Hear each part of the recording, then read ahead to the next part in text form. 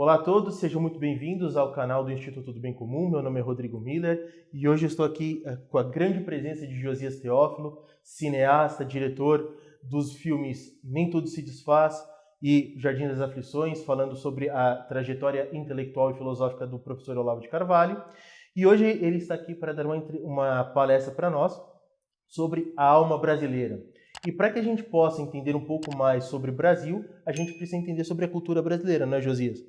E nesse caso, em toda essa palestra que ele vai dar, a gente vai discutir essas questões. E eu tenho uma primeira pergunta, Josias. Seja muito bem-vindo ao Instituto do Bem Comum. Obrigado. Existe cultura no Brasil hoje e qual que é o estado que ela se encontra? Você poderia falar um pouquinho disso para a gente, por favor? Sim. Bom, sem dúvida existe cultura muito boa sendo produzida. O problema é o que é selecionado para os grandes meios as grandes janelas, digamos assim. Os festivais de cinema, os festivais literários, parece que a seleção é ao contrário, seleciona tudo que tem de pior. Então, existe muita gente talentosíssima produzindo, escrevendo, lançando, né? Tem muita gente, a gente tem uma cultura fortíssima, o Brasil é um grande lugar de cultura no mundo, entendeu? A produção artística, os poetas brasileiros, até o cinema brasileiro que é tão criticado, é uma das melhores cinematografias do mundo, né? Então, agora, atualmente, eu sou muito crítico ao cinema brasileiro atual, né? Por causa disso, porque para fazer cinema é preciso dinheiro, é preciso ser reconhecido em festivais, etc. Como eu falei, a seleção é ao contrário, selecionam tudo que tem de pior, né? Tudo que é ideologicamente mais restrito, mais mais próximo de uma arte engajada, que eu não acho nem que seja arte engajada, é muito pior do que isso, assim, é pura propaganda que a gente vê nos meios, assim, propaganda política, identitária. Né? Entendi. E dentro dessa situação deplorável que se encontra a nossa produção cultural, apesar de ter grandes expoentes, e eu estou falando aqui com um deles, inclusive, existe na nossa produção cultural um rompimento com a identidade brasileira? Existe uma separação? Hoje nós estamos produzindo algum tipo de cultura que não reflete os costumes e a tradição do povo, ou isso daí não existe? É uma fantasia de um determinado grupo ideológico que tem interesses políticos? Exatamente, eu concordo com isso. Eu acho que isso veio muito a partir da Semana de 22, né? Que é quando a arte brasileira vai se separando cada vez mais das suas raízes portuguesas, da tradição da literatura brasileira que já estava se formando com Machado de Assis. Então, a gente vê que houve uma série de rupturas, com a tradição da arte brasileira, mas ela se manteve por vários meios. Por exemplo, em São Paulo, no Rio de Janeiro, prevaleceu esse tipo de cultura, mas no Nordeste existe uma cultura de raiz ibérica que é fortíssima, que uma das expressões mais conhecidas é o movimento armorial de Ariano Suassuna.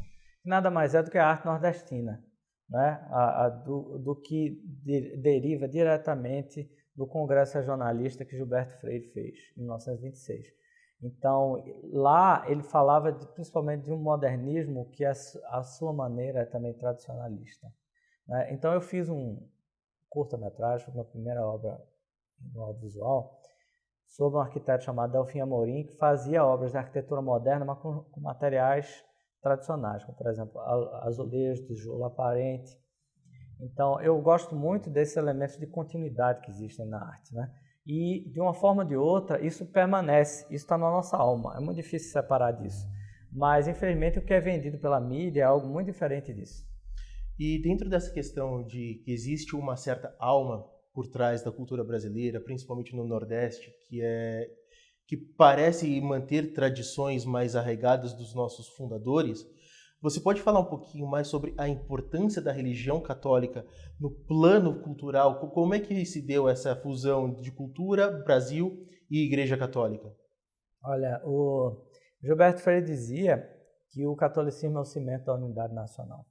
Então, o catolicismo é um elemento fundador da cultura brasileira, principalmente porque o Brasil, quando ele foi descoberto, o objetivo era chegar a Terra Santa, né? Foi uma das cruzadas, né? Então, a descoberta do Brasil, ele tem também, e a própria exploração do Brasil tem um sentido de arrebanhar, trazer mais os povos daqui para a cristandade, né? Então, os jesuítas tiveram uma importância muito grande nisso. E também, você veja, a alma brasileira barroca, né?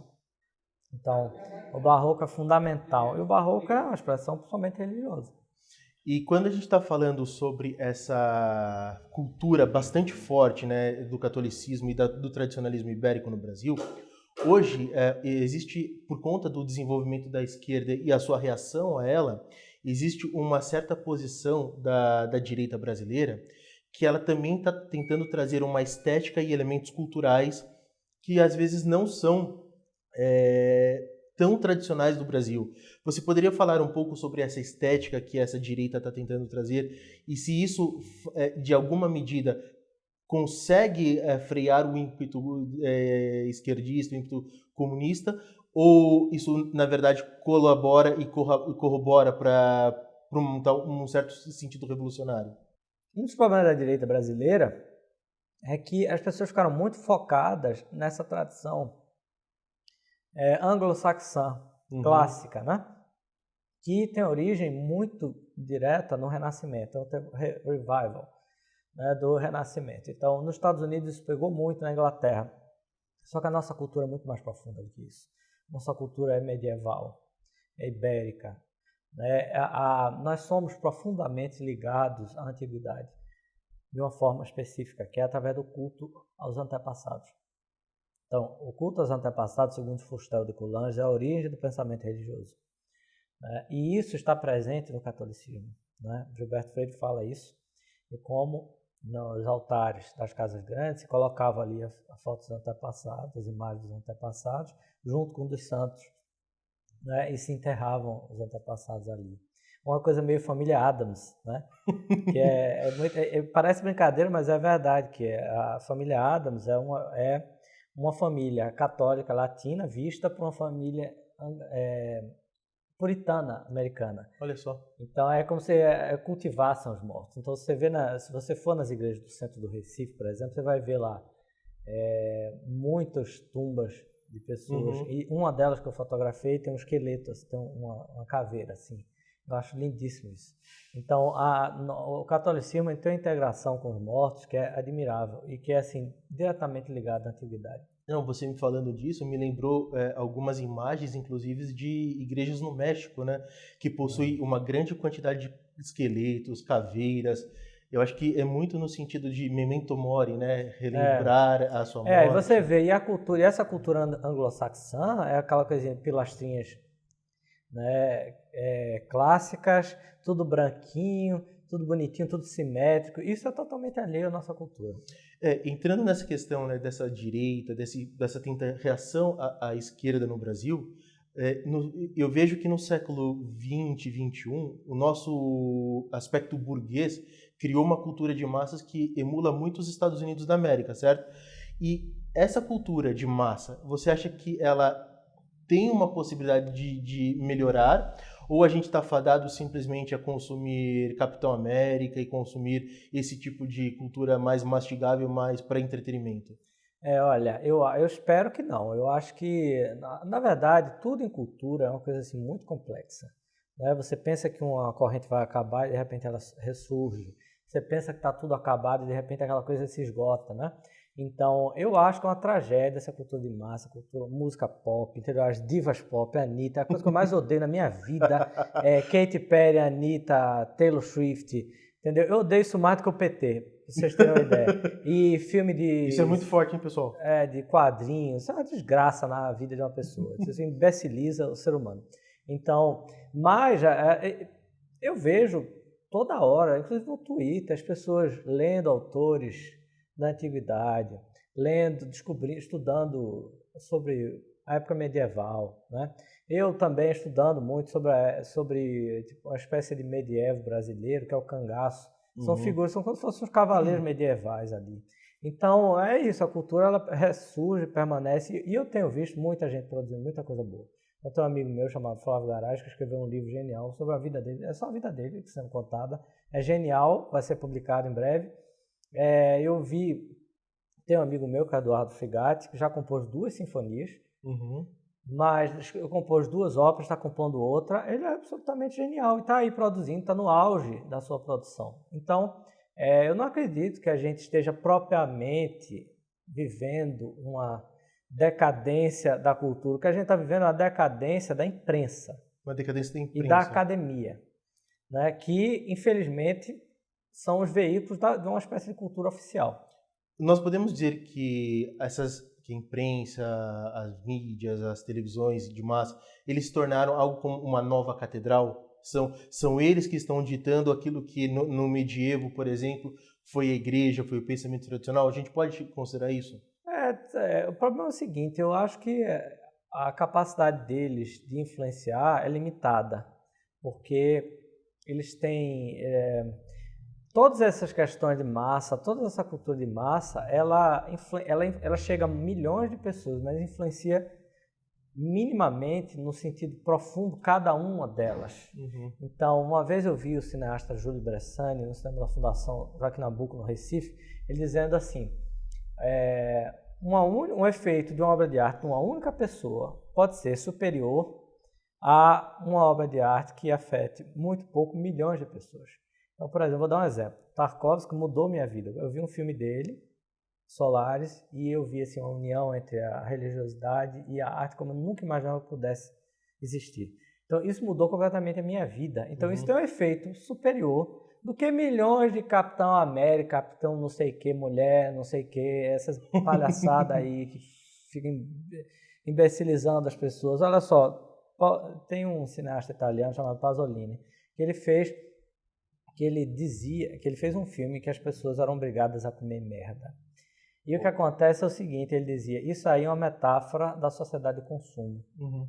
Então, não tem outra opção, você é obrigado a, entende? Então, a gente tem que lutar para fugir desse lixo que estão nos obrigando a consumir. Entendi. E isso vai para a minha última pergunta, que é no sentido de nós olhamos para a nossa realidade e observamos o feio. A gente vai para as ruas, vai para os ambientes, nós estamos ao todo tempo com contato com o feio, o senso estético parece que não existe mais.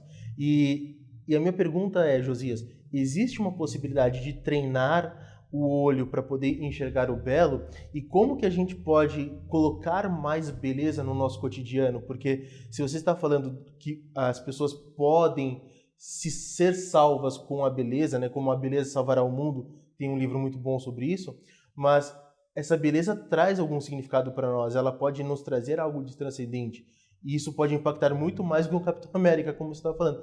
Nós podemos e temos condições de treinar o nosso olhar, de ter momentos de contemplar o belo, mesmo nesse caos estético que vivemos?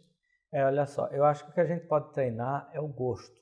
O gosto é importantíssimo. E o gosto, ele muda ao longo do tempo. A beleza também muda, os padrões estéticos mudam, não tem problema nenhum. A grande questão é que é preciso educar o gosto cada vez mais, né? E a gente educa como? Tendo contato com as grandes obras.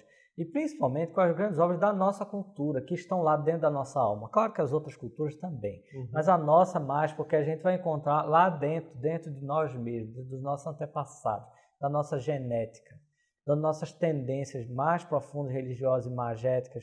Então, a cultura, ela precisa ser recriada a cada geração. A língua, ela precisa ser reaprendida a cada geração e vai ser passada para frente, vai ter mudanças, né? Mas o máximo que a gente puder se integrar com o passado e absorver o passado, né? A gente vai poder chegar a compreender muito melhor a nós mesmos e ter uma verdadeira, ser senhor do nosso destino. Porque, infelizmente, a gente é muito moldado por conceitos de massa, por preconceitos sobre arte, sobre a produção artística, sobre a cultura brasileira. As pessoas não conhecem a cultura brasileira, as pessoas não conhecem a grandeza da cultura brasileira. A verdade é essa, infelizmente a verdade é essa. Eu falei que essa é a última pergunta, mas o que ele me disse me deu uma ideia de uma última pergunta mesmo. Essa busca pelo passado, pelas nossas tradições, pelas nossas raízes, pelo que eu vejo, não é interesse de grande parte do meio político. e daquelas pessoas que querem levar o bem comum, já que nós estamos falando do Instituto do Bem Comum, né? E a cultura compõe um elemento central na busca pelo bem comum, na minha opinião. Você acha que, nesse sentido, grande parte desses que estão se dizendo conservadores, que estão se dizendo aqueles que estão defendendo o Brasil, na verdade eles estão usando isso mais como fins eleitorais somente, ou eles querem realmente um país mais elevado ao transcendente? Olha, atualmente a política cultural nós estamos muito mal, né? O governo Lula prometeram a retomada da cultura e o que a gente vê é uma gestão vergonhosa, muito má. Então, eu noto que assim, os políticos não estão nem aí para a cultura. Então, mas eles podem notar, né? Porque veja bem, quem cria cultura é a sociedade. Isso. Só que chega uma hora que a sociedade, que o Estado, ela encampa. Tudo bem, nós vamos junto, porque já é uma força, né? Então, por exemplo, os grandes movimentos culturais, eles acabam chegando ao Estado, né? Então, isso realmente é uma coisa a se pensar, porque uma hora... Agora, a gente precisa conscientizar muitos políticos. Então, por isso que eu fico viajando, dando palestra, lançando livro, para ir conversar com as pessoas e falar sobre as leis de incentivo e falar sobre a cultura brasileira, porque, olha, em termos de política cultural, nós estamos muito mal. E a gente sabe que o Hugo von Hofmannsthal, né, disse que não existe nada que esteja na política que antes não esteja na sua literatura, na sua cultura. Exatamente. Então eu acho que se nós quisermos uma restauração, inclusive política no Brasil, passa pela uma organização cultural, passa por resgatar esses centros do gosto, né? Porque hoje, enquanto as pessoas estão vendo a Anitta, ou mesmo em passeatas de direita, estão colocando funk, eu acho que a gente não está entendendo a grandeza do problema e a grandeza daquilo que nós estamos enfrentando. Você concorda com isso? Concordo, sem dúvida. Não, essa questão do funk tem muito a ver com uma coisa que eu vou falar hoje na palestra, que é sobre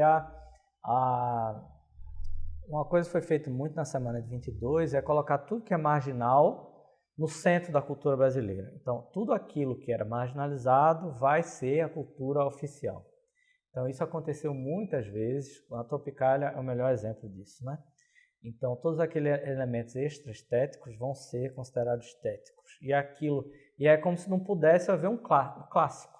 Então, nos Estados Unidos, nos países desenvolvidos, você pode muito bem fazer filmes clássicos e filmes mais modernos. Usar arquitetura clássica, usar arquitetura moderna. No Brasil, é como se fosse obrigatório.